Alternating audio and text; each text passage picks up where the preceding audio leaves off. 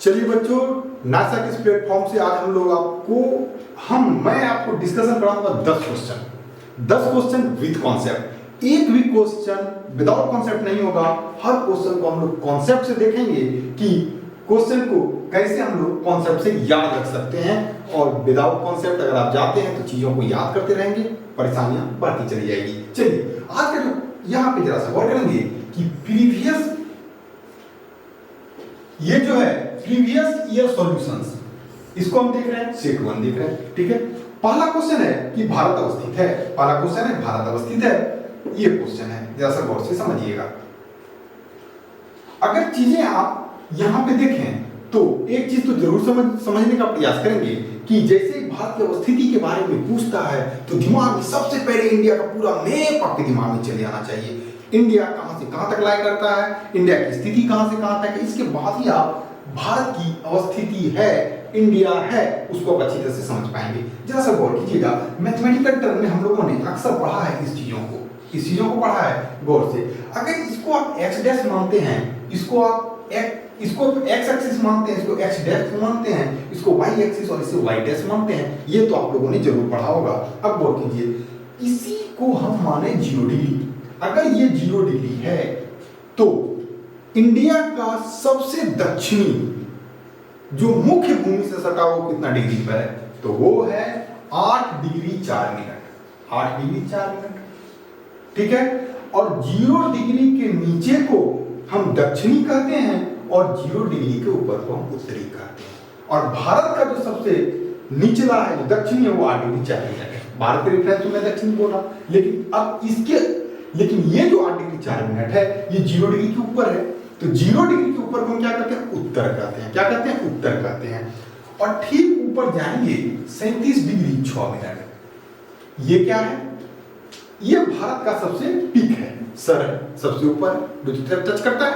अब ये 8 degree 4 minute से 37 डिग्री 6 मिनट उत्तर से उत्तर लाई करता है। इस तरह का ऑप्शन में रहेगा कि इंडिया कहां से कहां तक लाई करता है, तो 8 डिग्री 4 मिनट उत्तर से 37 डिग्री 6 मिनट उत्तर। क्यों? क्योंकि 0 डिग्री के ऊपर है, वो उत्तर में ही है। अब दूसरा, अगर हम यहाँ पे 68 डिग्री 7 मिनट माने, तो ये जो 68 डिग्री 7 मिनट है, ये गुजरात का सबसे पश्चिमी, मैं इंडिया के रेफरेंस में बात कर रहा हूं, पश्चिमी, और 97 डिग्री 25 मिनट ये कहां पे है, तो अरुणाचल प्रदेश का सबसे पूर्वी सिरा। ठीक है, यहीं से जो ये लाइनें गुजरती है इस तरह करके, इसी को हम कहते हैं देशांतर। जरा सा गौर से समझिएगा इसी को। और इस तरह को हम क्या कहते हैं, अक्षांश। इंग्लिश में क्या कहते हैं, लैटिट्यूड और लॉन्गिट्यूड। जैसे यहाँ पे कॉन्सेप्ट को एकदम बारीकी से समझने का थोड़ा सा प्रयास करेंगे। एक बार इसको फिर हम इरेज कर लें। इतना तो समझ में आ ही गया कि इंडिया फर्स्ट क्वाड्रेंट में लाई करता है, यानी कि इंडिया कहां पे लाई करता है, तो फर्स्ट क्वाड्रेंट में इंडिया लाई करता है। ये चीजें तो हमें अच्छी तरह से समझ में आ ही गया। ठीक है, अब देखिए, अगर इंडिया फर्स्ट क्वाड्रेंट में लाई कर रहा है तो ये तो आसानी से क्लियर हो गया कि भारत जो है पूरब से पूरब में स्थित है और उत्तर से उत्तर में स्थित है। अब यहां पे जरा सा ऑप्शन को समझिएगा। यहां पे क्या कह रहा है कि अक्षांश, जरा सा गौर से देखिएगा, अक्षांश 8 degree 4 minute. 8 degree 4 minute it means उत्तर से 37 डिग्री 6 मिनट उत्तर। तो मैंने तुरंत बताया था कि इंडिया 0 डिग्री के ऊपर है, यानी उत्तर में है, तो उत्तर से उत्तर जैसे आ गया तो क्वेश्चन सही यहां तक तो है। आगे देखेंगे कि यहां से जब हम बात करते हैं 68 डिग्री 7 मिनट, तो इंटरनेशनल टाइम जोन से इधर इंडिया स्थित है। 68 डिग्री 7 मिनट मैंने इसका लास्ट बताया था, तो 0 डिग्री से तो आगे होगा, यानी पूरब, यानी कि ईस्ट से ईस्ट और नॉर्थ से नॉर्थ, यानी कि उत्तर से उत्तर और पूरब से पूरब। अगर क्वेश्चन ऑप्शन में इस तरह से दिखे, अगर डिग्री नहीं भी याद है, आप उसको डायरेक्ट टिक करें, आंसर सही होगा। गौर कीजिए कि अक्षांश इतना डिग्री उत्तर से इतना डिग्री और इतना डिग्री पूरब से इतना डिग्री पूर्व के मध्य भारत की अवस्थिति है। विदाउट कॉन्सेप्ट आगे नहीं बढ़ेंगे। ठीक है, तो यहां तक तो मेरे ख्याल से क्लियर हो गया होगा। जिन बच्चों को लैटिट्यूड और लॉन्गिट्यूड में थोड़ी सी प्रॉब्लम अगर आ भी रही होगी तो हम उन्हें बता दें कि जरा सा यहाँ पे समझेंगे क्या कि ये देखिए मान लीजिए सर्कल है, ठीक है, यहाँ पे इसी को हम कहते हैं लैटिट्यूड। क्या कहते हैं? लैटिट्यूड, ठीक है। जो लेटा हुआ हो उसको हम लैटिट्यूड कहते हैं, यानी अक्षांश कहते हैं, और ठीक इसी को हम देशांतर कहते हैं। क्या कहते हैं? देशांतर कहते हैं, यानी कि लॉन्गिट्यूड कहते हैं, इसी को लॉन्गिट्यूड कहते हैं। बस इतना ही। चलिए हम लोग अब थोड़ा सा आगे बढ़ते हैं। नेक्स्ट क्वेश्चन है, निम्न नगरों में से कौन सा कर्क रेखा के निकटतम है? जैसे ही बात आ गई कि कर्क रेखा के कौन सा निकटतम है, तो अब तो देखिए यहाँ पे क्लियर क्या, ये क्वेश्चन पूछा क्या क्वेश्चन है, ये क्वेश्चन पूछा गया क्वेश्चन है। अब यहाँ पे कंफ्यूजन कि कौन सा कर्क रेखा के निकटतम है, तो आप ये सोचिए विदाउट ऑप्शन आप कैसे इसका आंसर दे पाएंगे? नहीं दे पाएंगे। अब यहाँ पे गौर कीजिएगा, यहाँ पे कह रहा है कलकत्ता, यहाँ पे क्या आ रहा है? कलकत्ता। अगर कर्क रेखा के निकटतम क्या कलकत्ता है, मैंने कलकत्ता नाम, अगर मैं यह कह दूं कि अगर इसी ऑप्शन पे अगर हम यह दे दें कि कर्क रेखा के निकटतम कलकत्ता के जगह रांची ऑप्शन में दे दें, तो क्या हो जाएगा? रांची हो जाएगा, कलकत्ता ऑप्शन से खत्म हो जाएगा। लेकिन अगर यह कह दें कि कलकत्ता के जगह पे हम डाल दें दिल्ली, ठीक है, डाल दें लखनऊ, ठीक है, अगर हम डाल दें मान लिया जाए हरियाणा चंडीगढ़, तो अब जरा सा गौर से समझिएगा, चंडीगढ़ नजदीक है या कलकत्ता कर्क रेखा से, तो कलकत्ता, दिल्ली से कलकत्ता नजदीक है या दिल्ली, तो कलकत्ता। चीजों को समझ रहे हैं, डिपेंड करेगा ऑप्शन के ऊपर, ठीक है। जरा सा थोड़ा सा और आगे चलिए।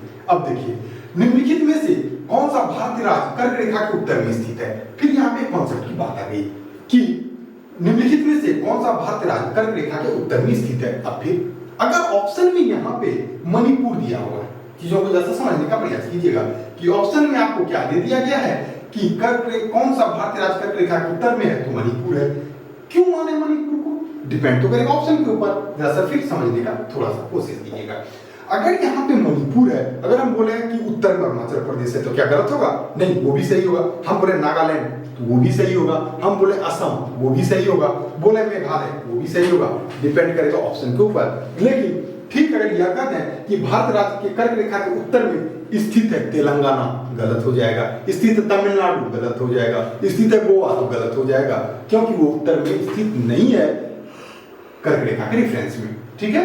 अब ये भी डिपेंड करेगा ऑप्शन के ऊपर। अब आगे चलिए, नेक्स्ट में हम क्या देख रहे हैं कि कितने भारतीय प्रदेश से होकर कर्क रेखा गुजरती है। अब देखिए यहाँ पे आ गया कि कितने भारतीय प्रदेशों से होकर कर्क रेखा गुजरती है, तो 8 राज्यों से होकर कर्क रेखा गुजरती है। अब यहाँ पे कई कॉन्सेप्ट लगाते हैं बच्चे कि मित्र पर गमछा झाड़, भैया मित्र पर गमछा झाड़, पंखा चला, ये सब चीजें देखिए क्या होता है ना, चीजें आपको कहीं ना कहीं मेरा मानना है कि गुमराह कर रहा है। अगर आपको मान लिया कि 8 स्टेट अगर आप याद करते हैं, ऐसे भी याद करना ही पड़ेगा, पूरा इंडिया का स्टेट 28 स्टेट है, अगर उसमें से 8 स्टेट आपको याद हो जाए तो चीजें कितनी आसान हो जाती है, ठीक है। कि कितने भारतीय प्रदेशों से होकर कर्क रेखा गुजरती है, तो यह गुजरती है 8, यह गुजरती है कितना? 8, ठीक है, ठीक है 8। कितने भारतीय प्रदेशों को कर्क रेखा गुजरती है? तो 8, ठीक है। अब जरा सा गौर से थोड़ा सा आगे देखिए। अगर यहाँ पे समझने का कोशिश करें तो थोड़ा सा मैं पीछे आऊंगा। यहाँ पे देखिए 8 राज्यों से होकर गुजरती है। किस किस से गुजर रही है? गुजरात 1, राजस्थान 2, मध्य प्रदेश 3, छत्तीसगढ़ 4, झारखंड 5, पश्चिम बंगाल 6, त्रिपुरा 7 और मिजोरम 8 राज्यों से होकर कर्क रेखा गुजरती है, ठीक है। इस चीजों को आपने देख लिया। अगर आप स्क्रीनशॉट लेना चाहें तो आसानी से आप यहाँ पे भी स्क्रीनशॉट ले सकते हैं। देखिए नीचे भी दिया होगा कि गुजरात, राजस्थान, मध्य प्रदेश, छत्तीसगढ़, झारखंड, वेस्ट बंगाल, त्रिपुरा और मिजोरम, ये सारे ये 8 राज्यों से होकर गुजरती है हमारी कर्क रेखा, ठीक है। अब थोड़ा सा बाहर आएंगे। अब यहां पे अगर देखें तो ये तो आपको क्लियर हो ही गया। फिर यहां पे क्या है? कर्क रेखा गुजरती है। अब यहां पे अगर यह दे दे कि कर्क रेखा गुजरती है मध्य प्रदेश से, यूपी से, बिहार से, चीजों को समझने का प्रयास कीजिएगा। यूपी से, बिहार से, ऑप्शन में आप क्या मानेंगे? मध्य प्रदेश मानेंगे, क्योंकि हम जानते हैं कि 8 राज्यों से होकर कर्क रेखा गुजरती है। अब आ जाइए, 80 डिग्री पूर्वी देशांतर और कर्क रेखा का मिलान बिंदु है। जैसे ही हम इसकी बात करते हैं कि 80 डिग्री पूर्वी देशांतर और कर्क रेखा का मिलान बिंदु है। अब गौर से समझिएगा, यहां पे मान लीजिए कि आपको दिमाग में ऑप्शन नहीं है, आप याद आपको नहीं आ रहा है कि इसका मिलान बिंदु कहां है। अब यहां से भी आप कॉन्सेप्ट से निकल सकते हैं, चीजों को समझिए। कर्क रेखा 8 राज्यों से होकर गुजरती है, ये तो हम जानते हैं, डेफिनेट है, जानते हैं 8 राज्यों से होकर गुजरती है। और यह भी हमें मालूम है कि 82.5 डिग्री भारत का प्रधान मध्याह्न रेखा यानी टाइम जोन है। और बात कर रहा है ये 80 डिग्री पूर्वी देशांतर, 80 डिग्री पूर्वी देशांतर की बात कर रहा है और कर्क रेखा का मिलान बिंदु, यानी कि अगर 80 डिग्री यहां से जा रहा है और कर्क रेखा ये है, तो ये दोनों का जो मिलान बिंदु है वो कहां पे है?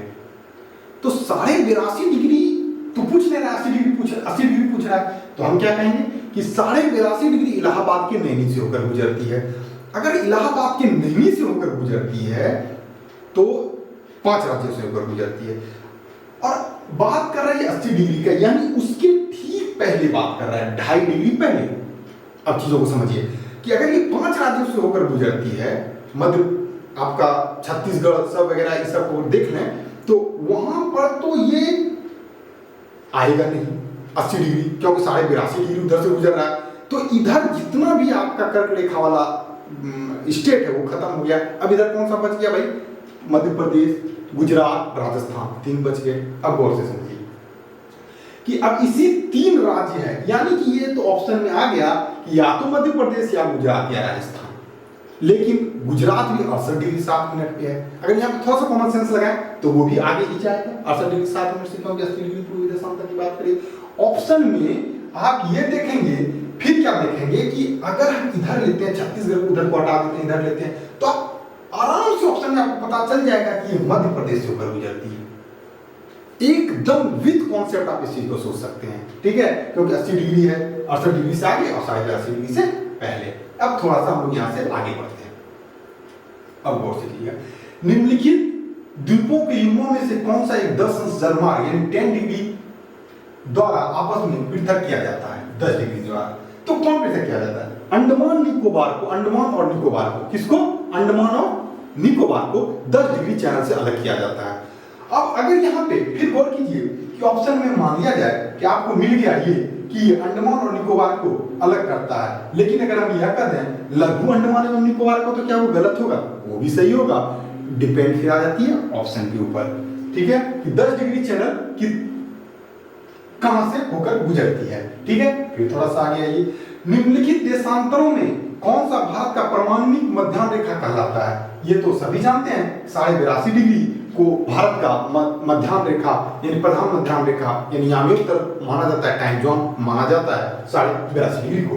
अब थोड़ा सा ऊपर आ जाइए, अब यहाँ पे देखिए, यहाँ पे थोड़ा सा हम लोग कॉन्सेप्ट से आएंगे, जरा सा गौर से समझने का प्रयास कीजिएगा। यदि भारत मानक समय याम्योत्तर पर मध्याह्न है तो 120 डिग्री पूर्वी देशांतर पर स्थानीय समय क्या होगा?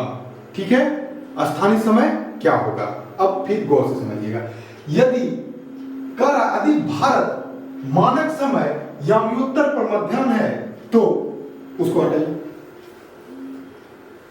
यदि भारत मानक समय याम्योत्तर पर मध्याह्न है, यानी कह रहा है कि भारत का जो मानक समय है वहां पर मध्याह्न है। मध्याह्न का मतलब क्या? व्हाट? अगर क्वेश्चन को आप समझ जाते हैं तो इस प्रश्न को समझ जाएंगे तो क्वेश्चन आसान हो जाएगा। गौर से समझिए, यदि भारत मानक समय या उत्तर मध्याह्न है, इट मींस कितना है? मध्याह्न का मतलब 12 बज रहा है। कितना बज रहा है? 12 बज रहा है। भारत का जो प्रधान रेखा है, जो टाइम जोन है, वहां पे 12 बज रहा है। अब आगे आइए, अगर वहां 12 बज रहा है तो 120 डिग्री पूर्वी देशांतर पर स्थानीय समय क्या होगा? अब स्थानीय समय पूछ रहा है कहां पे? 120 डिग्री पूर्वी देशांतर पर। पूर्वी देशांतर की बात कर दी, अब इसको हमको इंटरनेशनल टाइम जोन से लेना पड़ेगा। 12 तो बजा दिया, हम जान रहे हैं कि भारत में 12 बज रहा है, तो अगर 12 बज रहा है तो 82.5 डिग्री 12 बज रहा है यहाँ पे भाई। 0 डिग्री जो इंटरनेशनल टाइम जोन है वहां से जब हम 82.5 डिग्री बढ़ रहे हैं तो 12 बज रहा है। अब कह रहा है उसी जो है रिफरेंस को लेकर कि मान लीजिए ये इंटरनेशनल टाइम जोन है और ये इंडिया है और यहाँ 120 डिग्री है। गौर से समझिएगा चीजों को, ये जो 0 डिग्री टाइम जोन है प्रधान मध्याह्न रेखा बोल रहा है कि यहां से यह इंडिया 82.5 डिग्री पर है। कितना है? 82.5 डिग्री पर। और यहां पे बज रहा है कितना? 12। एकदम स्पष्ट कह रहा है कि यदि भारत मानक समय यानी उत्तर पर मध्याह्न है यानी 12 है। तो अब बोल रहा है कि तो 120 डिग्री जब आगे बढ़ते हैं यहां का जो स्थानीय समय क्या होगा, इसको सॉल्व करने के लिए जरा सा आगे हम थोड़ा सा बढ़ेंगे। ये देखिए थोड़ा सा कॉन्सेप्ट से आएंगे, इसको यहीं पे रखते हैं, ठीक है। अब यहां पे समझिएगा, इसको इरेज करते हैं थोड़ा सा। अब देखिए गौर कीजिएगा, यहां तक हम लोग कॉन्सेप्ट को समझ चुके हैं। हम जानते हैं कि टोटल जो है टोटल होता है 300। टोटल जो होता है कितना होता है? 360 डिग्री। कितना होता है? 360 डिग्री का सर्कल होता है, ठीक है। जरा सा 1 मिनट ले आए। देखिए यहां पे, देखिए यहां पे अभी हम लोग यहीं पे देख रहे थे। अब देखिए कि ये क्या कह रहा है कि हम लोग ये जानते हैं कि एक जो सर्कल होता है वो होता है 360 डिग्री का। कितना होता है? 360 डिग्री का। और इसी 360 डिग्री है। अब इसी को अगर हम 24 से डिवाइड कर दें, सवाल आपके मन में कि आपने 24 से क्यों डिवाइड किया यहाँ पे, तो 24 से हम इसलिए डिवाइड किए कि एक दिन में 24 घंटे होते हैं, ठीक है। एक दिन में 24 घंटे होते हैं। अब थोड़ा सा इसको हम छोटा कर लें। ये देखिए 360 डिग्री